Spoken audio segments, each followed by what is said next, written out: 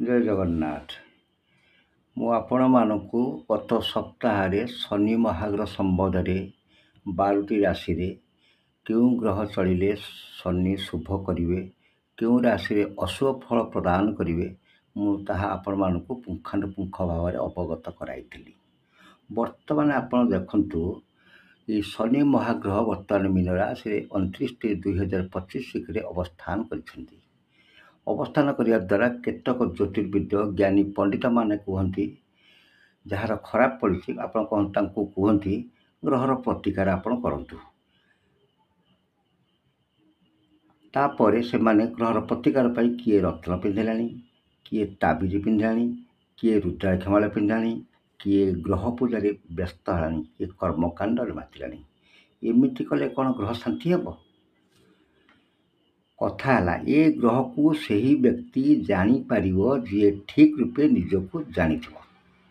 ଏ ଶନି ମହାଗ୍ରହ ବର୍ତ୍ତମାନ ମୀନ ରାଶିରେ ଅବସ୍ଥାନ କରିବା ଦ୍ୱାରା ଶନି ମହାଗ୍ରହ 9ଟି ଗ୍ରହ ମଧ୍ୟରେ ଏକ ଅନ୍ୟତମ ଗ୍ରହ।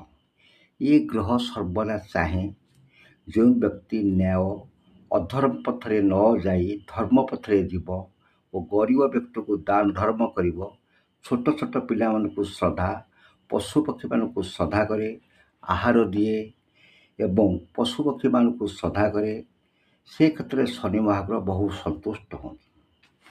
ତାପରେ ଆପଣ ଦେଖନ୍ତୁ, ଶନିକୁ ଅନ୍ୟ ବ୍ୟକ୍ତି ଦୁଃଖ କ୍ଲେଶ ଦାତା ଗ୍ରହ ବୋଲି ଭାବନ୍ତି। ପ୍ରକୃତିରେ ଶନି ମହାଗ୍ରହ ସେୟା ନୁହନ୍ତି।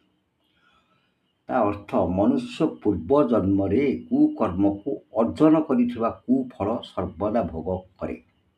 ଶନି ମହାଗ୍ରହ ଦୁଃଖ କଷ୍ଟ ମାଧ୍ୟମରେ କୁପଥରେ ଯେଉଁ ବ୍ୟକ୍ତି ଯାଉଛନ୍ତି ସେମାନଙ୍କୁ ସୁପଥରେ ଆଣିବା ପାଇଁ ସେ ସର୍ବଦା ଶନି ମହାଗ୍ରହ ଚେଷ୍ଟା କରନ୍ତି। ଉଦାହରଣ ସ୍ୱରୂପ, ପିଲାମାନେ ସ୍କୁଲରେ ପାଠ ପଢ଼ୁଛନ୍ତି, ଶିକ୍ଷକ କ'ଣ କରେ, ସେମାନଙ୍କୁ ଭବିଷ୍ୟତ କିପରି ଉଜ୍ଜଳମୟ ହେବ, ସେମାନେ ସୁପଥରେ ଗମନ କରିବେ, ଶିକ୍ଷକ ସେମାନଙ୍କର ମେରୁଦଣ୍ଡ, ପିଲାମାନଙ୍କର ମେରୁଦଣ୍ଡ। ସେହିପରି ଶନି ମହାଗ୍ରହ କୁପଥରେ ଯେଉଁ ବ୍ୟକ୍ତି ଯାଉଛନ୍ତି ସେମାନଙ୍କୁ ସୁପଥରେ ଆଣିବାକୁ ଚେଷ୍ଟା କରନ୍ତି।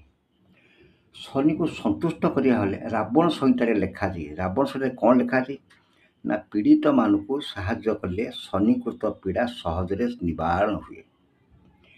ଆଉ ଲେଖାଛି କ'ଣ, 2ରେ କଳ୍କିସାର ଗ୍ରହ ଶାନ୍ତି ବିଧାନରେ ଲେଖା ଅଛି, 7 ଜଣ ଭିକ୍ଷୁକକୁ ଅଥବା ଦିନହୀନ ବ୍ୟକ୍ତିଙ୍କୁ ଭୋଜନ ବସ୍ତ୍ର ଦେଇ ସନ୍ତୁଷ୍ଟ କଲେ ଶନିଦେବ ସନ୍ତୁଷ୍ଟ ହୁଅନ୍ତି। ତାପରେ ପ୍ରତ୍ୟେକ ଦିନ ସକାଳ